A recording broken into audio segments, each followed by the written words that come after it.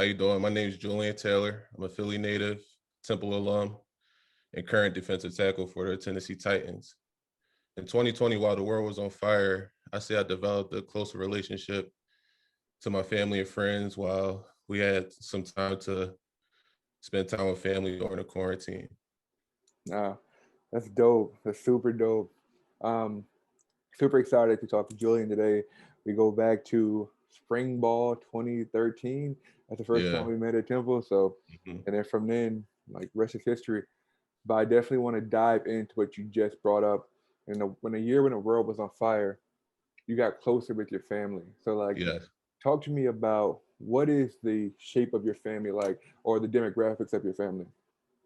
Yeah. So my family is pretty big. So uh, my dad's from New York, Long Island, um, Amityville.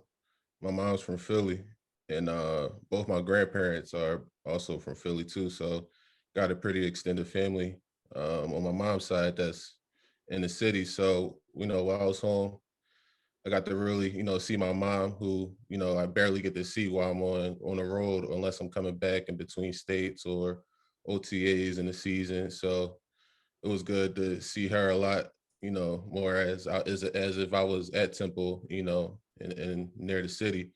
And I also started to, build a better, relationship with also my friends, you know, getting around to see Sully, and Kate, just to see it face to face. Right. I think one thing honestly too, I got to see my dad more, and because while you're away, with a different lifestyle than the rest of your family friends may be living, it kind of could cloud you away from where your roots are. And I feel like life has a certain way of bringing you back to your roots, and I think the coronavirus is what did it for me. Got you. Before coronavirus, because you say there's a couple of things I want to touch on that. But before coronavirus, like how would you say your relationship were with your friends, your mother and your father? Like, do you feel like you were slighting them as far as time spent with them, or like kind of talk about that? Yeah, so with the regular year, football year, we'll be having OTAs, which is probably about 2.5 months, and then from July till January, we're in our respective cities wherever we play. So during that time, even in between when we are at OTAs and when we are active during the season, a lot of times we'll be on vacations, training, traveling, handling other business inquiries we're involved in outside of football. So I think that aspect also tightens up our schedule even more, that traveling is in our schedule. So with that being said, I think that takes away time from family naturally, and the people that you care about and you're usually used to seeing on a daily basis, like while I was at Temple or while I was playing for Williamstown or whatever. So I think that's something I think that just naturally, just with you traveling in a business, you just get away from not being able to see your family, and really take advantage of the time that's passing by year, to continue to build those relationships with. Definitely. And you talk about you mentioned getting back to your roots. So as you're traveling and you're taking care of business while you're away from your family, from your city and Mhm. hometown, do you feel like you lose a part of you while you're away? Because like essentially, you're at a place where you're working towards something greater than yourself. But at the Right. same time, you feel like in the midst of that, you've lost a part of you. What is essentially did you lose that you have to get back to your roots? I think during the time, like let's just say for particular in Cali, since I spent 3 years out there, um, I think I lost the sense of really what, you know, family was and what it was to be around them and what role I played in my family, I'll say. You feel me? So, with Touch me on being that. away, yeah. Touch So with on me being away, oh go ahead. I'm sorry. no, sorry. Touch on the part you play in your family Hmm. and what family means to you, and then Right. go on to what you're about to say. Oh yeah. So the part I play in my family, and I think as all men, we start to develop into, the breadwinner, and the person that's going to end up leading a family. And I think at 26 years old, I think it's different from being 23 and 26 in my eyes.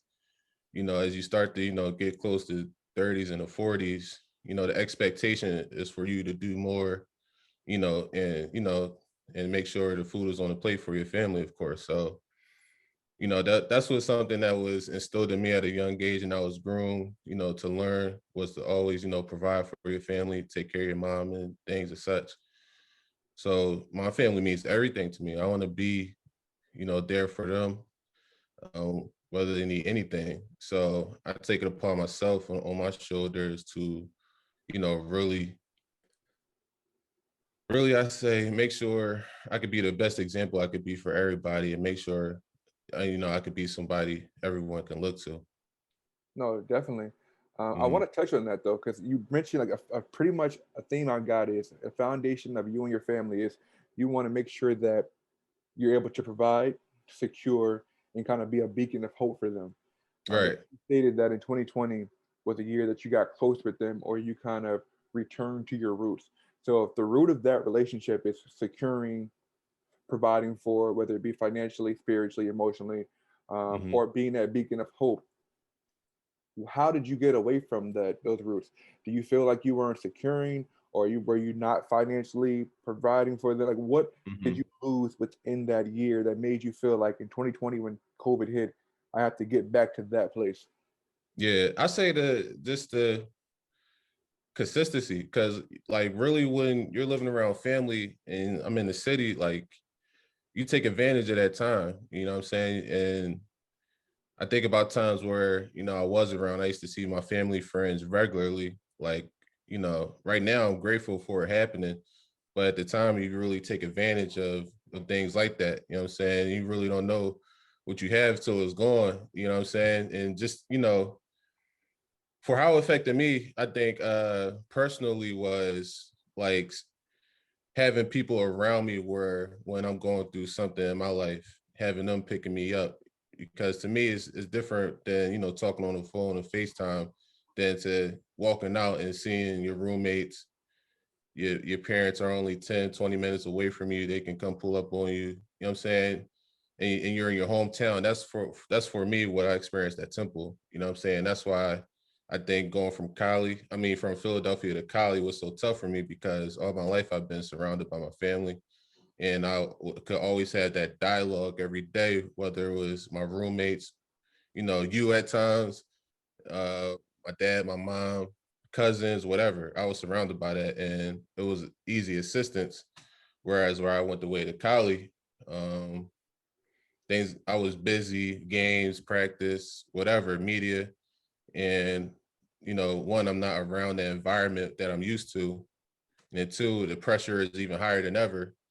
And right now, like me looking back at my rookie self, I'll be like, wow, I was stressing and you know really making things bigger than what they were. But in the time, it was different for me because I was away from my family and friends, and I really didn't know how to cope with that. Really, with being so far away from them.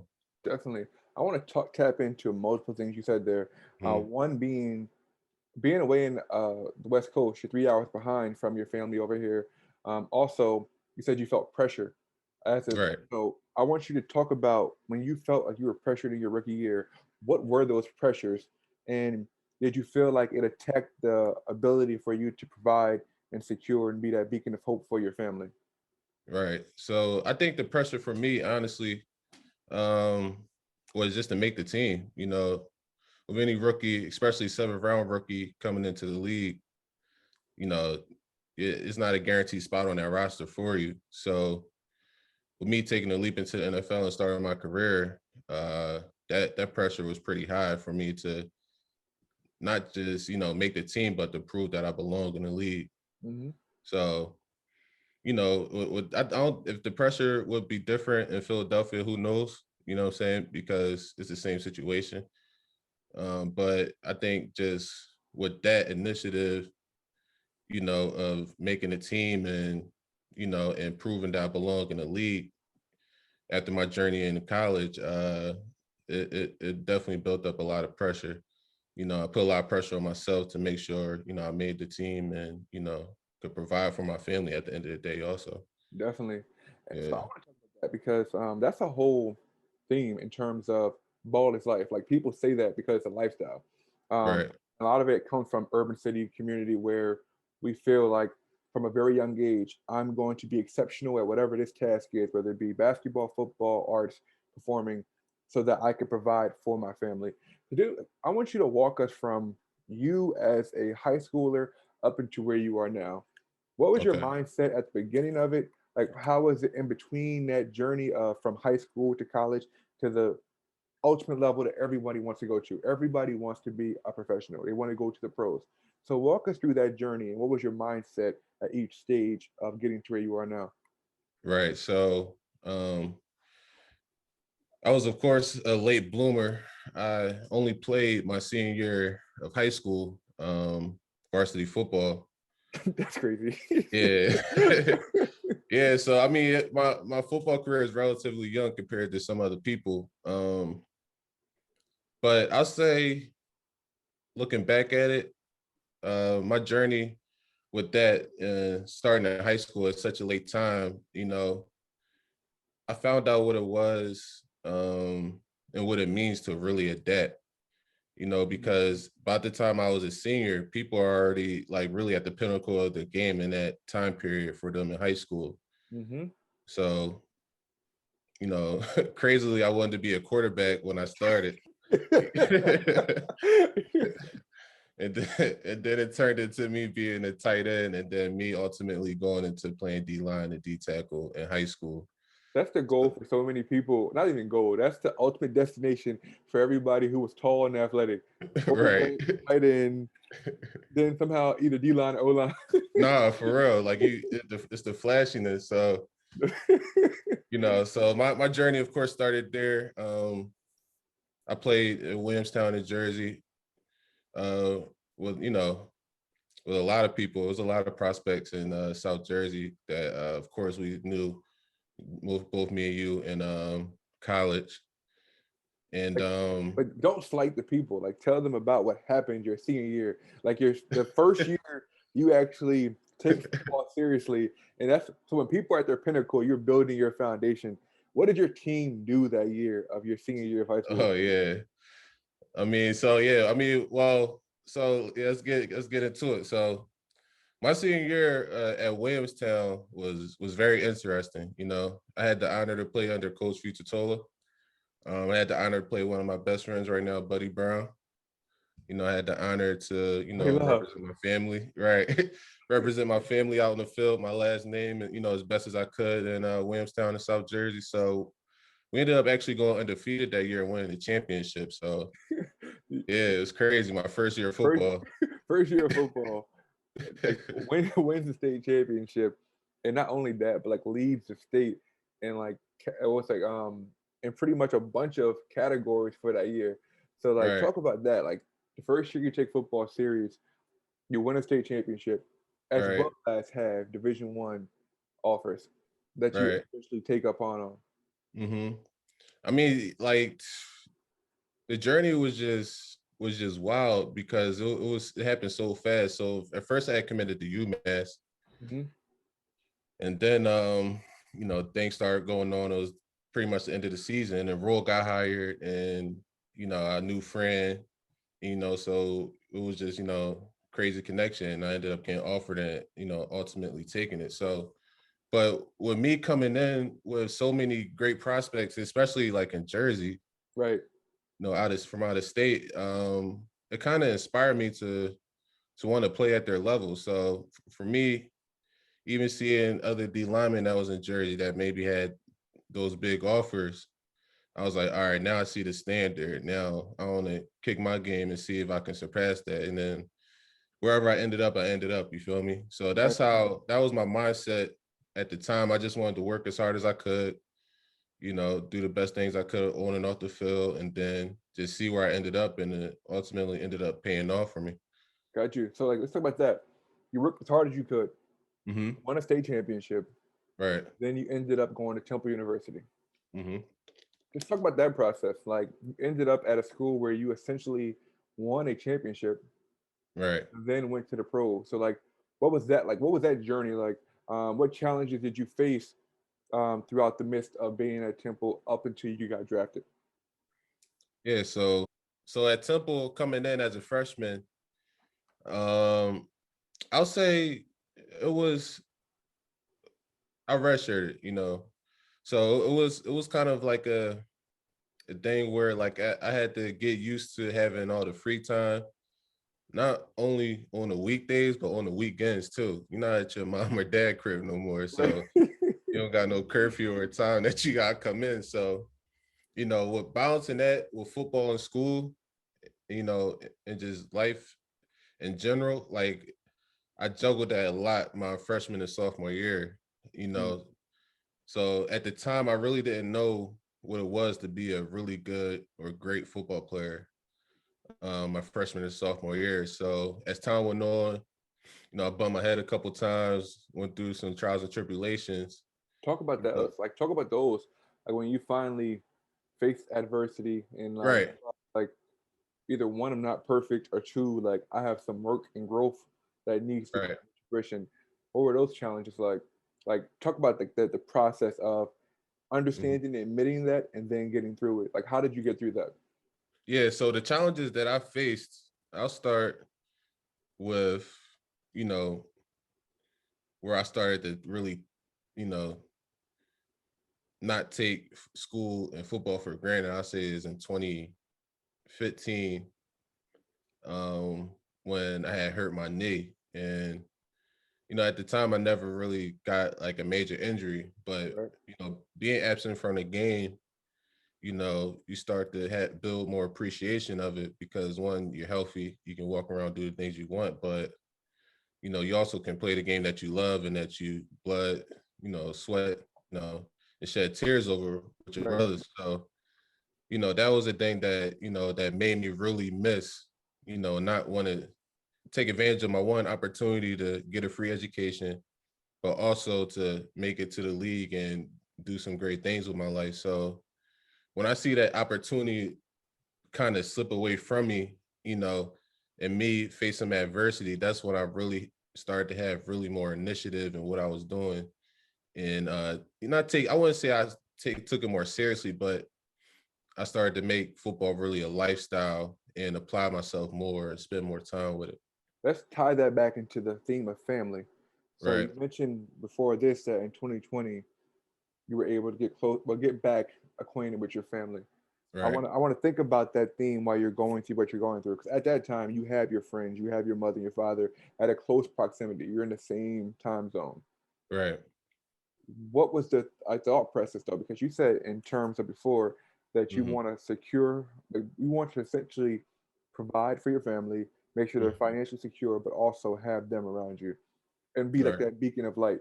Did you feel like that was attacked when the injury came? Because your first time having an injury, did you feel like, wow, I'm at a place now where I can't control moving forward if I'm going to be able to provide anymore? Like, what was that for? Like, so explain that.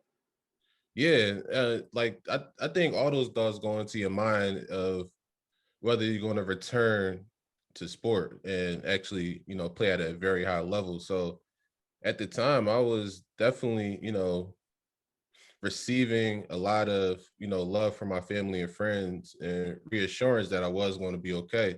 So I think they had I know they had a big role in my recovery and just giving me confidence that I will come back. And I want to say that they, made me do it. I'll say that, you know,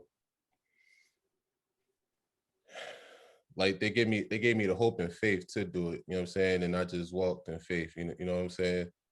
So So usually in tip and so where I want to Mhm. put it is usually in order to give you hope and faith, that means that like there were moments where you didn't have hope and faith. So Right.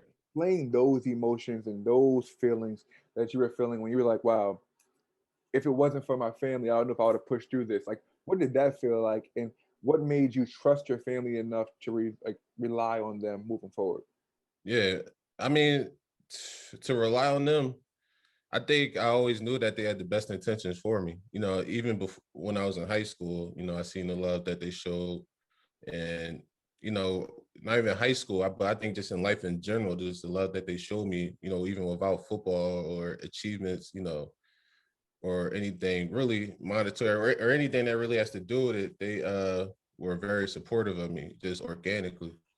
So, they love, limitlessly. So I think really knowing that and growing up with my family and knowing how they love me and how they feel about me, that it pushed me through the times that, I was going through different things in my life, whether it was football or not.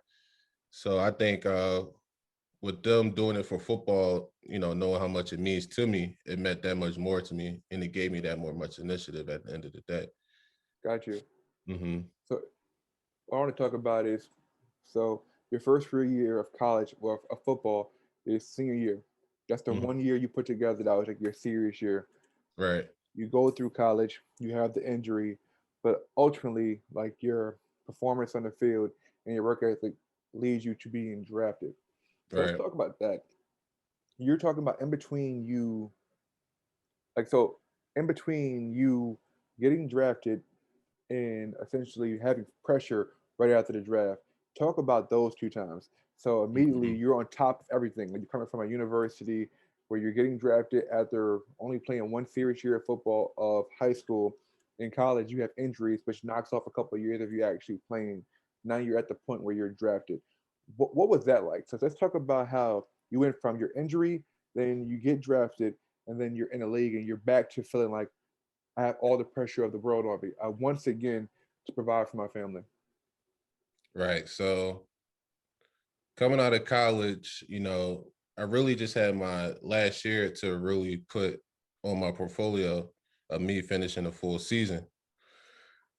So with me finishing a full season, a successful season, at my last year at Temple, um, it was a lot of talk, just making my transition into the league about my health. Mm, So at the time, I had a great pro day. I didn't get any bowl invites to, show my ability against highly, touted prospects. And I didn't get an NFL combine invite. mm. So it was I don't know, it was a high tension time, I think. Do you feel like You an know, underdog? oh yeah, I felt like an underdog for sure. And I think I carry that chip on my shoulder still, but at the time, I just wanted to show that, I was a prospect, a high level prospect, basically. And I didn't know where I was going to get drafted at. I just knew that I was going to get drafted. You know what I'm saying? So that was my whole goal. And with the pro day coming up and that being my only opportunity to really showcase my ability before the draft, Mhm. it was high pressure. It was times I'll get down on myself and not second guess myself, but you definitely think at times like, is everything going to work out? Will I do as well as I did in my conference against other prospects that maybe played at bigger schools? Mhm. So all that stuff is in your head. But at the end of the day, I felt like an underdog and I had everything to gain. So I Definitely. carried that chip. Yeah. So I carried that chip on my shoulder, and just really just went in with a bully mentality Mm, and was really just went in with just, I'm taking everything that I want and, ultimately making the team. right. But but I think, football is the easy part. Going out there and doing it is the easy part to me. But I think everything surrounded that comes with it is what, you know, was difficult to deal with, whether it was money, you know, what that attracts, of course, Right. the pressure, just from providing for your family, the pressure of just, you know, you know, be because football in the locker room, like around your peers, you want to be known as somebody that can play. Being known as somebody that can't play, that's corny. So Right. yeah. Right. Yeah, so in the league, like I'm coming in as a rookie. I'm like, I want to let these dudes know I could play off the rip. You know what I'm Right. saying?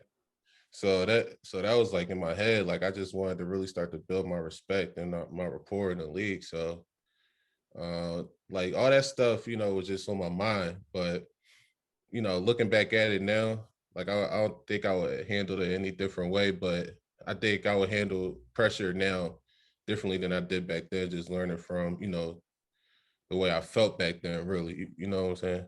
How did you feel? So I think sometimes I not want to say let the pressure get to me, but I would, sometimes overthink. And with overthinking, you kind of get into a rabbit hole of thoughts. Now you Hmm. start thinking about this, and you think about that now. Right.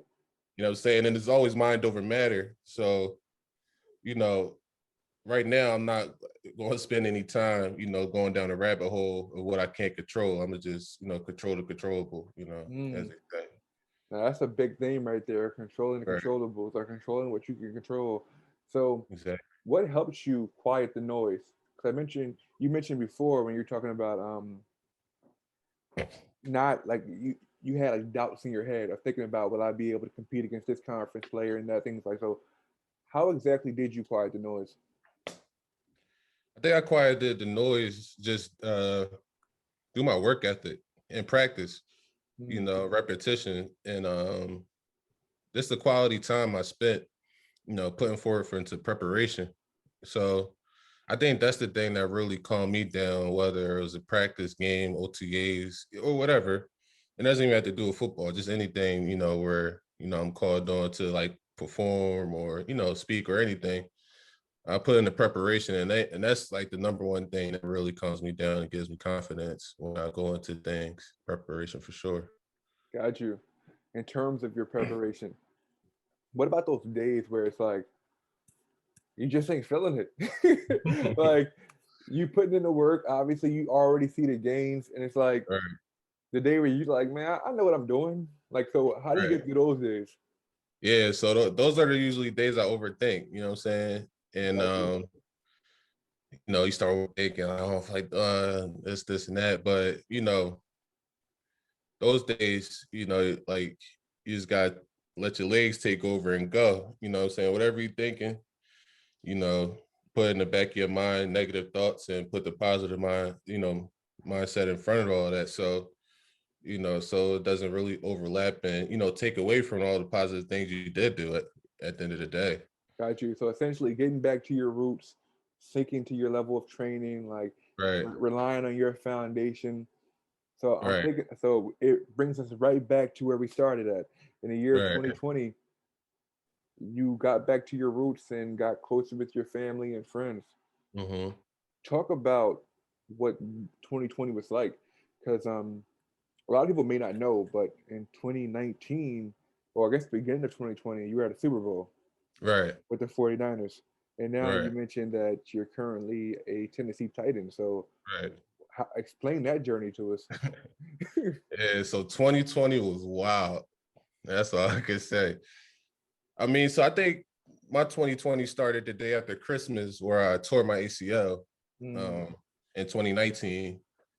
So I got my surgery January 6th, 2020. And that's a hell of a way to start the year. You know what I'm saying? I'm just saying, like, you just starting off the year in the training room. So I had all my goals in front of me, and all the intentions to return in 2020, but I just think starting off the year in the training room and along with the death of our friend Zaire, right, a lot of things started to really get put in perspective for me because I lose a friend. The next day we're in quarantine. So a lot of stuff that was available for me in terms of like football resources got deeded. right. So, it really pushed my treatment back. So, Mm, I think it's just a part of the whole coronavirus quarantine story, just about, what happened, how it affected other people's lives. I'm blessed, enough to, be, stable and, and not have to, you know, work and not having to be laid off like a lot of people have been in the country. But during the time, just going through the death and, the lack of resources for my knee was really tough because at the end of the day, I'm still on the timetable and still expect her to return to play. Right. So talk about that. Um, you're still recovering. You're not fully healthy. All right. What were the pressures like from the business? So a lot of Mm-hmm. times we think of football as sport. Mm-hmm. Some people are naive, think of it as a hobby, but Mm-hmm. it's a business. It's big Right. business. What are those pressures like? You're not actually healed yet, but you're still expected to provide a service or provide a product. Right. So just with the business, like is always understanding and things on paper. You know what I'm saying? So it was always understanding that I tore my ACL and I got the surgery, and that I'll, would heal from it and return back to play. You know. Right. So with the coronavirus going on and messing up the schedule and prolonging some of my treatment times, it made the business kind of difficult, you know what I'm saying, for me to hold up my end of the bargain, you know what I'm saying, Got you. to return to, the season in 100% shape.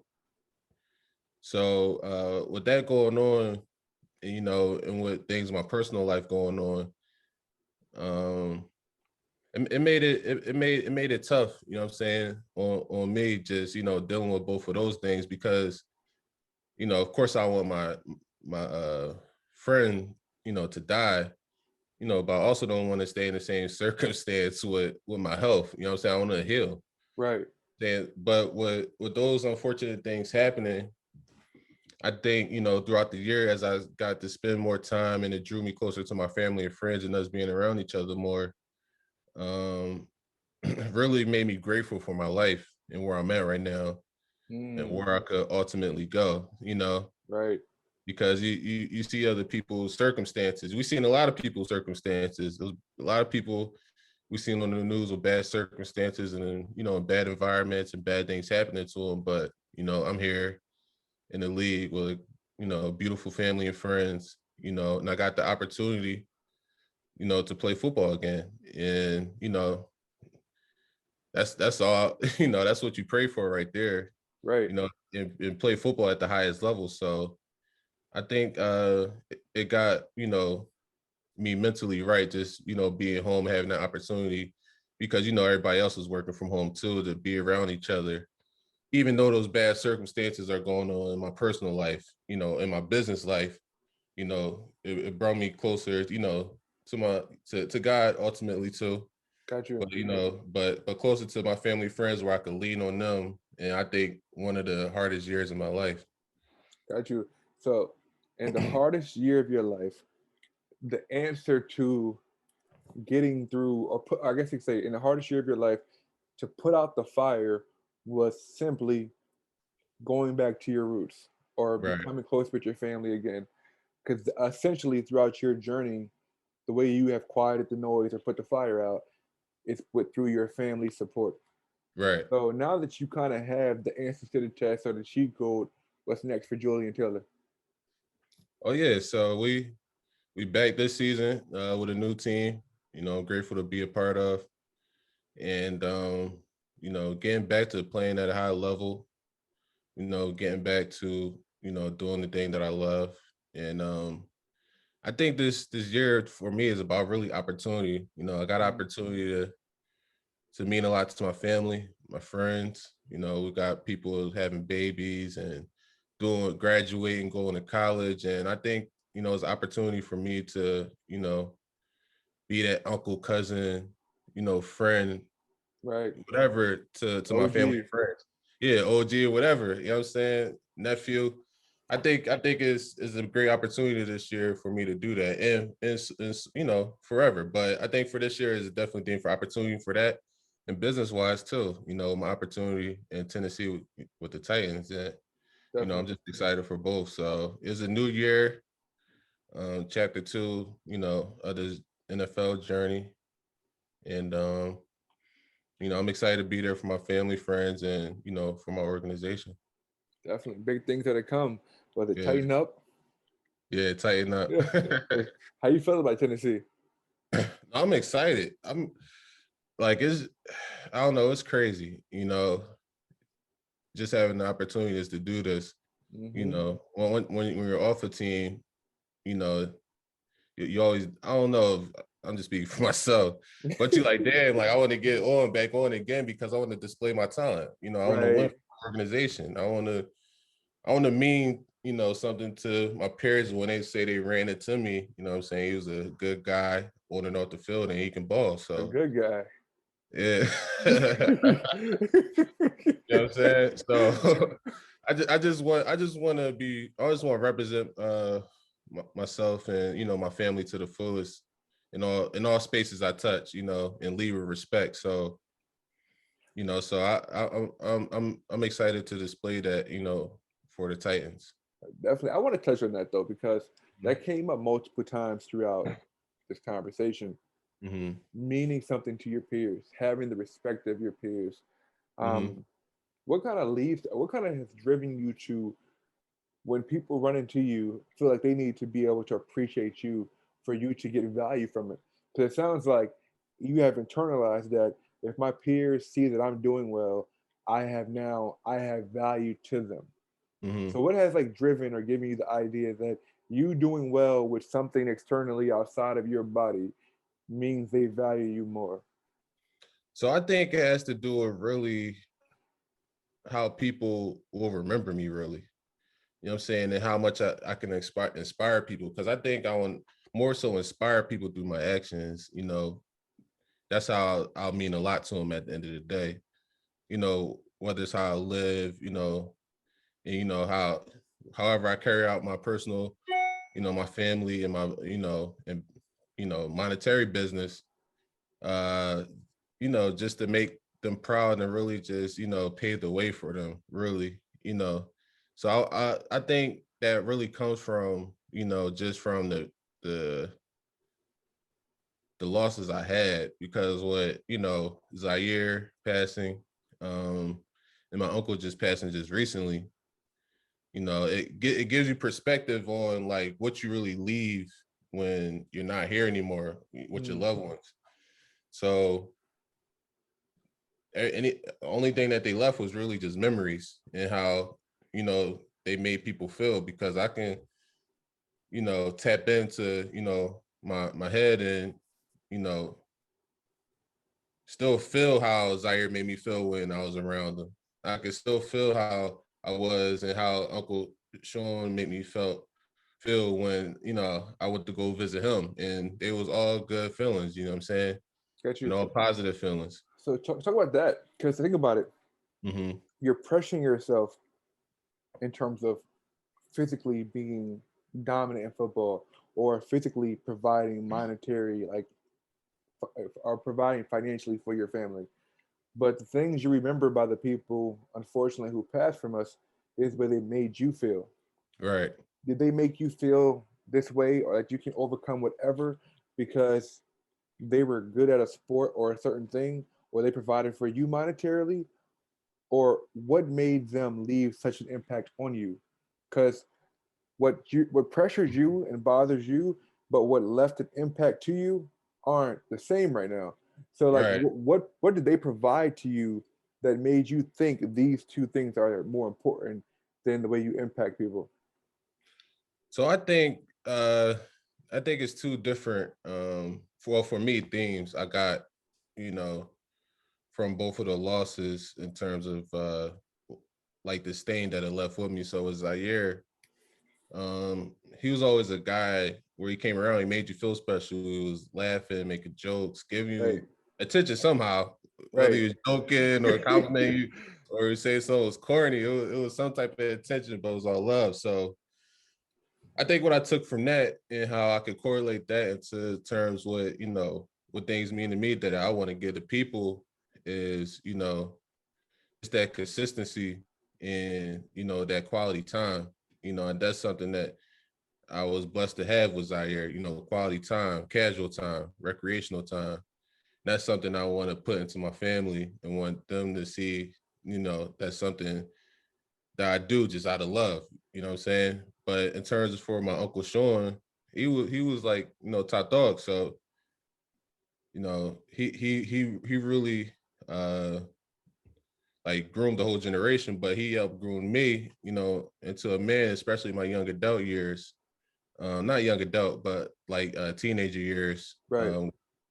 and early on in high school, and teach me lessons, what to be rooted in, like moral triangle, all that type of stuff. You know what I'm saying? Right and wrongs. Right. That's something that I mentioned that like I'm excited about to mean to my family now, because now I'm in a position where, I got a whole generation behind me that I can also give those lessons to. So, you Definitely. know, is a great opportunity to do that. It's funny because if you think about the theme of what we just spoke about, Right.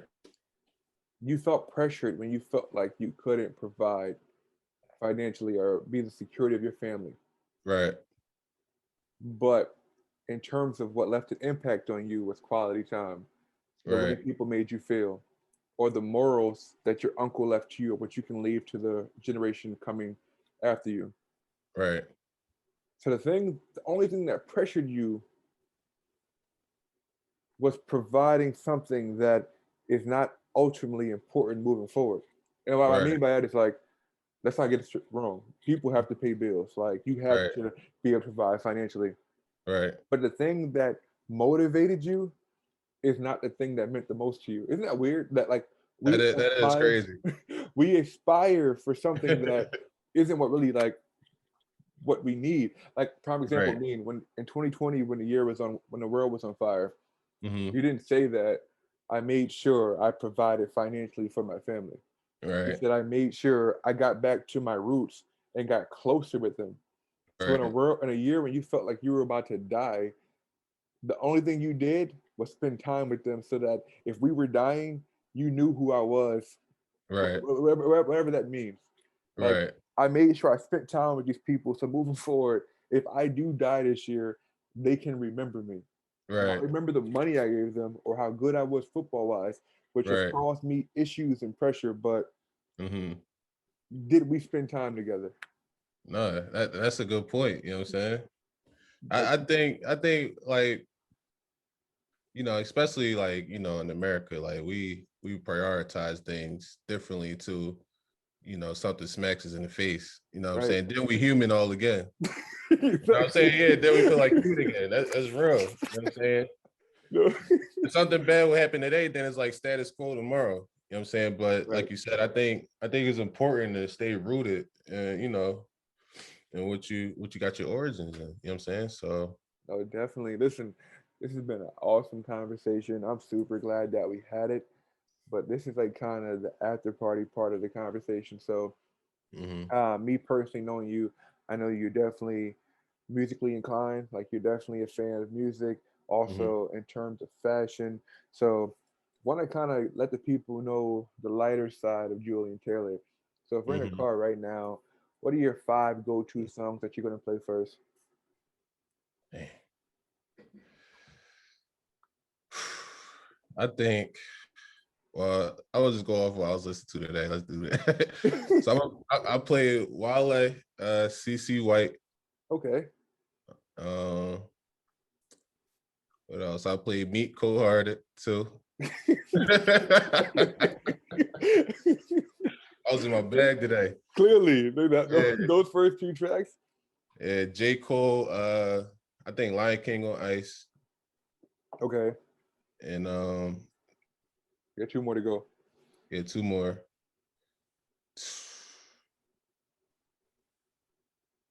Oh yeah, this Gorilla song. I forget the name. No, I know you're talking about though, because it was in the group chat. It's off that album.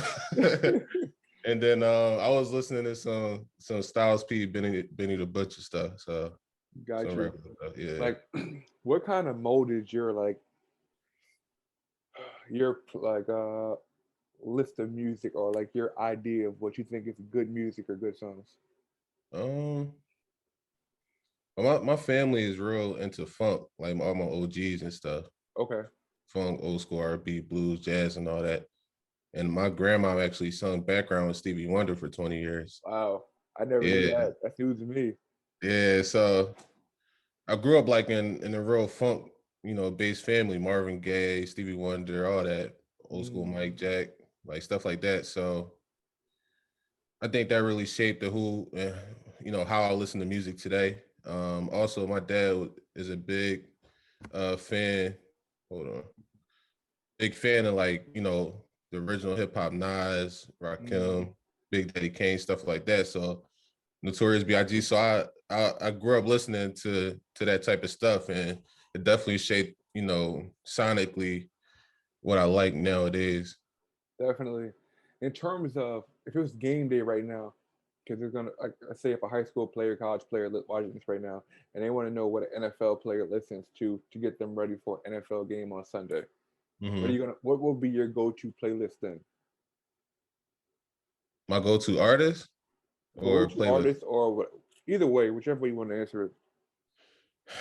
Damn, I think a song I always listen to before a game is the DMX intro off Tell Us Hot. You get So right I to it. forgot the name of the album, but it's the song that Mike Tyson used to come out to, the DMX song. So that's something that's something I listen to before every game. That's my song.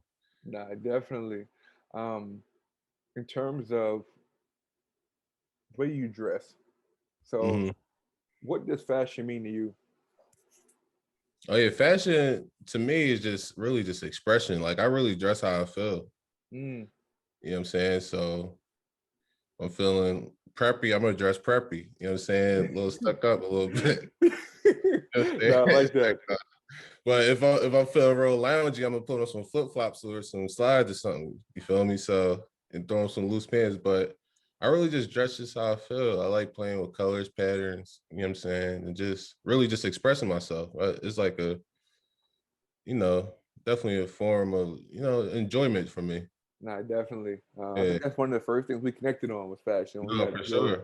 Um, in terms of way movies go, are Hmm. you more of a fan of superheroes or the villain?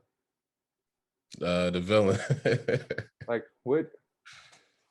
what brings you into the villain so much? I think because a lot of the times, you know, in life, whoever is telling the story is going to sound like the protagonist to you. Right. I think it really depends who's telling the story of which side you'll take and which narrative you'll really fit in your head that you're going to relate to. So a lot of times people are just wrong, like this dude's a psycho. But a lot of times with movies and villains, you can kind of see both sides and see if a movie was shot in the villain's perspective. He's He'd like, be the okay, hero. yeah, he'll be the hero, he'll be the protagonist. Like, It's that simple. yeah, That that's simple. but Like, I think the villain intrigues me because, you know, a lot of times how stuff is shot nowadays, they're going against the status quo, and the mhm. heroes are the ones that's trying to enforce the status quo a lot of times. So I think I like that narrative a lot of times of going against society's thoughts and what we normalize, stuff like that. Got you. Who's your Interesting. favorite villain? I'll say the Joker and Thanos for sure. Okay. What makes him your favorite? I think about their perspectives. This is a quote from the Joker. He says, "Society is only as good or as bad at you know basically as the government lets them be." Mm, You know what I'm saying? Or he said something in that, but he was basically saying people are only as good as bad as society really lets them be for real. You know what I'm saying? right. Whatever is normalized. You know what I'm Exactly. saying? Because it was things that 50, 70, 100 years ago that was legal that's frowned upon nowadays. It's just like how people smoke cigarettes and that was like the social recreational thing to do. Exactly. But now in society is like, oh, you smoke cigarettes, like stuff like that. Right.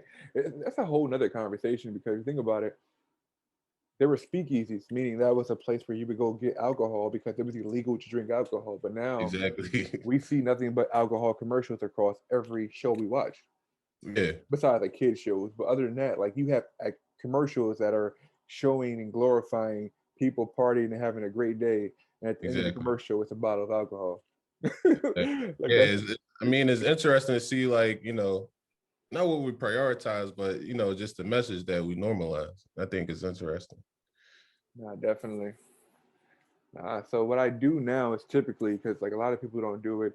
I allow the person who I have questioned to ask me any question they want to ask me. Just so Mhm.